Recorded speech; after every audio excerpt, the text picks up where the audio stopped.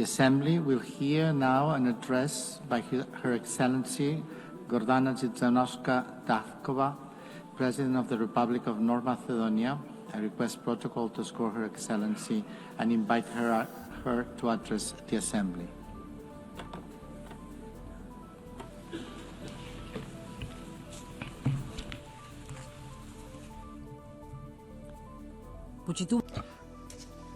Honourable Member President of the United Nations General Assembly, Annalena Baerbock, distinguished Secretary General of the United Nations, Mr. Guterres, esteemed Excellencies, ladies and gentlemen.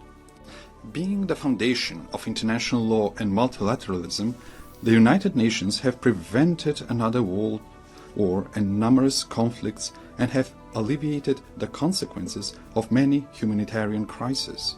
They have helped many nations embark on the path to sovereign equality, lifted millions of extreme poverty, and educated entire generations. They have inspired a global movement for rights and freedoms, for social justice and equality. They have raised awareness of environmental protection and mobilized humanity in the fight against climate change.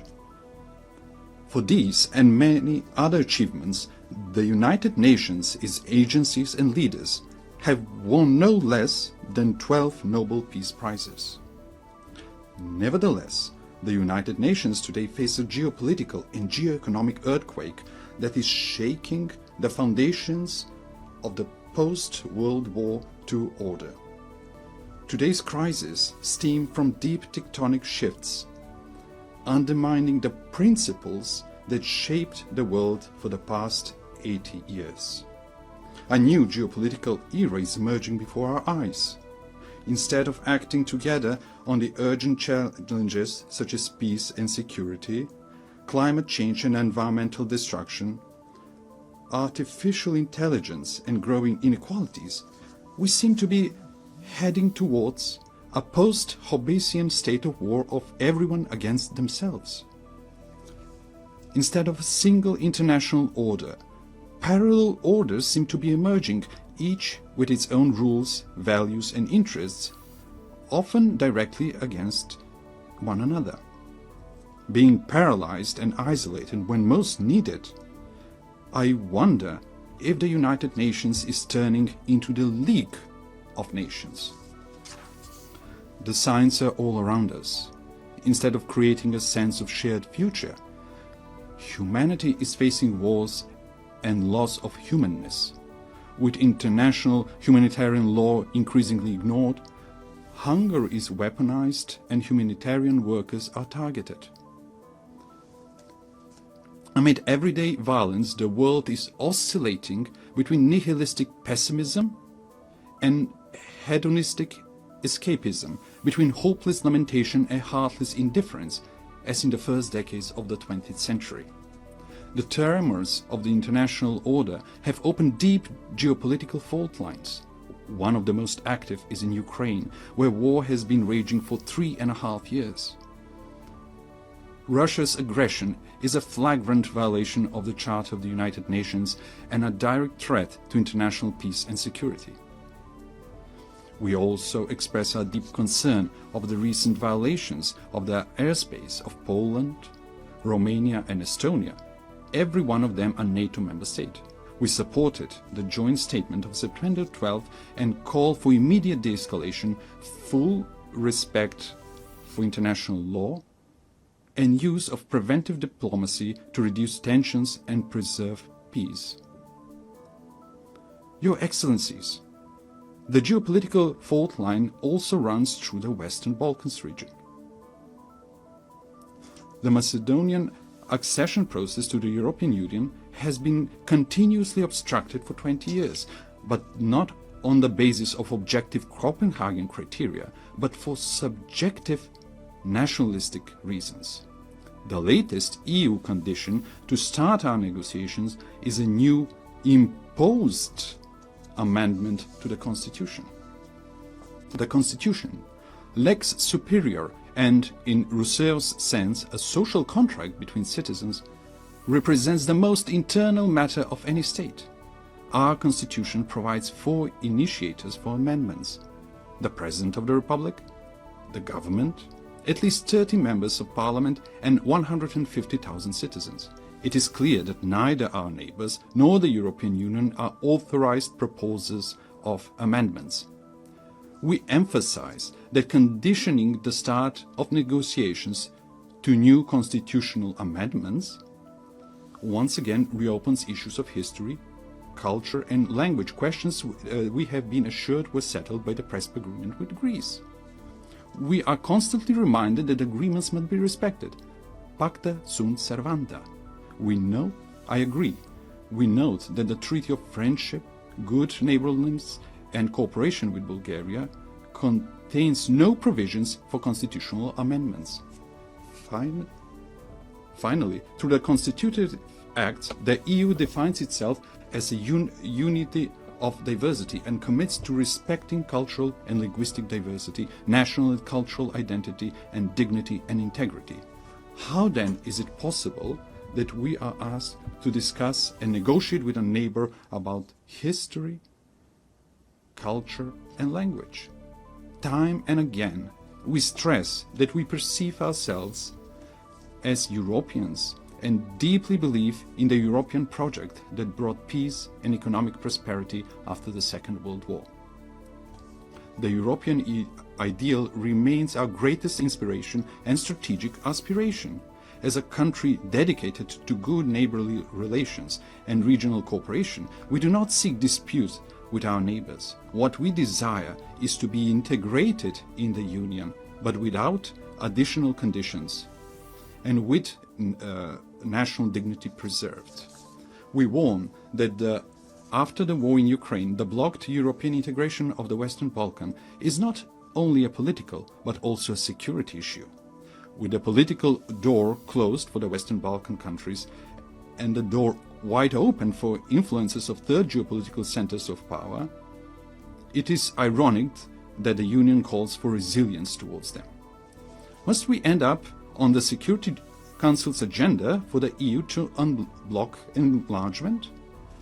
If the European Union wants to be a geopolitical union, it must not leave the Western Balkans in a geopolitical vacuum. As the President of the European Commission has noted, the European Union must break the armor of consensus as soon as possible if it wants to complete the reunification of Europe and become a strong geopolitical factor again.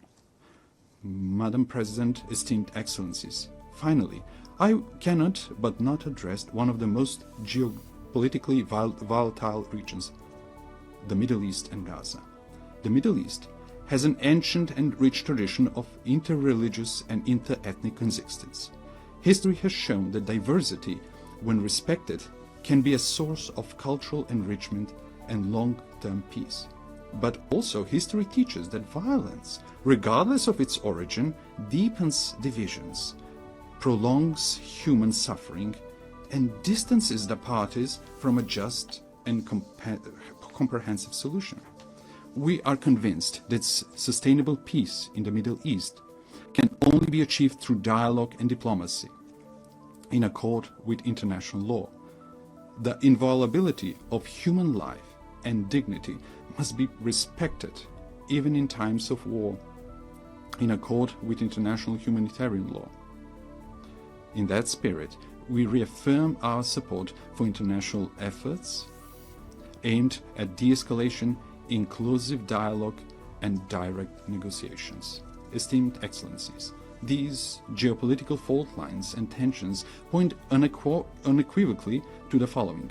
Without multilateral institutions and procedures, without international law and principles that would tame the strong and protect the weak, we will reenact the Thucydides Melian dialogue, with the strong doing what they can and the weak what they must. Consider how repeated violations of the United Nations Charter were tolerated, clearing the path for new ones. Remember the General Assembly resolutions left unenforced, the International Court of Justice's judgments disregarded and its opinions ignored. and the peace initiatives obstructed in the Security Council. Facing with the dysfunction of the current international order, some realists advise forgetting international treaties and conventions as a needless burden and seeking shelter in regional blocs and alliances. For them, the fastest and best way to resolve crisis is outside the United Nations without a Security Council mandate. However, departing from universal principles and mechanisms in favor of pragmatic opportunism and reaching for ad hoc measures pushes us towards an uncertain future of growing geopolitical and geoeconomic competition and even confrontation in the race for resources.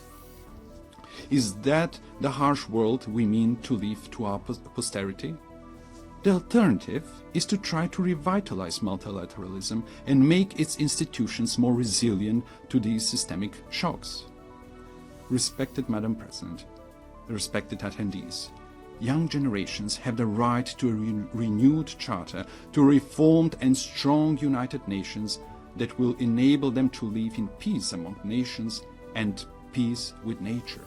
These reforms must not be cosmetic, but profound, to enable greater inclusiveness, harmonization between values and mechanisms, optimization of national and global interests, and functional institutions.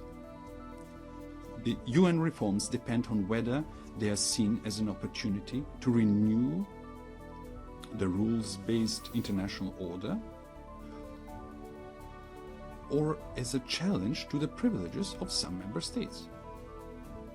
Yet, what is the point of being a privileged member state of a dysfunctional, irrelevant, marginalized international organization? For effective United Nations, it is necessary for the Security Council to be reformed, to be more inclusive, accountable, and responsible for maintaining international peace and security. The General Assembly must evolve into a representative policy-making body rather than a debate club. The implementation of International Court of Justice judgments must become mandatory for all member states, ensuring the rule of international law. Reform is needed not only for all challenges, but also for new ones. Artificial intelligence brings enormous opportunities, but also incalculable risks for our civilization. It is not just a technological leap. Its impact may be greater than the industrial and digital revolutions. Aware of this, my country and I support the proposal to make artificial intelligence a priority of the 80th session. Next year, we will elect a new Secretary General of the United Nations. We need a person with leadership skills, with rich diplomatic experience and ability to bring differences and build consensus, but also deeply humane and committed to the vulnerable. The next top diplomat of the world must possess knowledge, patience, and tact. After 80 years, it is high time for a woman to be a Secretary General of the United Nations. In a world dominated by strong men, often with weapons, we need strong women with wisdom and empathy. I believe that women who are, along with their children, are the greatest and most numerous victims of wars, have an inalienable right and obligation to prevent them. The anarchic international order is a threat to all, but especially to small states. It is natural for small and medium-sized states to be the greatest supporters of the United Nations reforms. Distinguished Excellencies, let me share with you what we are doing in this regard. We supported the adoption of the Pact for the Future as a new global social contract. Living in one of the most climate vulnerable regions in the world, the Mediterranean, Macedonian citizens are already experiencing the consequences of the climate crisis, such as extreme weather conditions. That is why we supported the implementation of the Paris Agreement at COP29 in Baku. We supported the Sevilla commitment on financing for development and integrated the Sustainable Development Goals in our National Development Strategy 2024-2044. At the third UN Ocean Conference in Nice, we committed to strong international ocean governance supporting the action plan. We are making great efforts to promote women's leadership and the implementation of the Agenda on Women, Peace and Security. We signed the new 2026-2030 framework for cooperation with the United Nations to ensure inclusive social and human development, sustainable economies and decent work, resilient and green societies and ecosystems, the rule of law and good governance. Esteemed Excellencies, we are standing in front of a great test. Either we will guarantee an international order based on visionary principles, or we will rush towards a catastrophe of unimaginable proportions for humanity. Former Secretary General Dag Hammarskjöld reminded us that the United Nations was not created in order to bring us to heaven, but in order to save us from hell. We should recognize the United Nations for what it is: an admittedly imperfect but indispensable instrument of nations in working for peaceful evolution towards a more just and secure world order. Let's give them that chance. Thank you.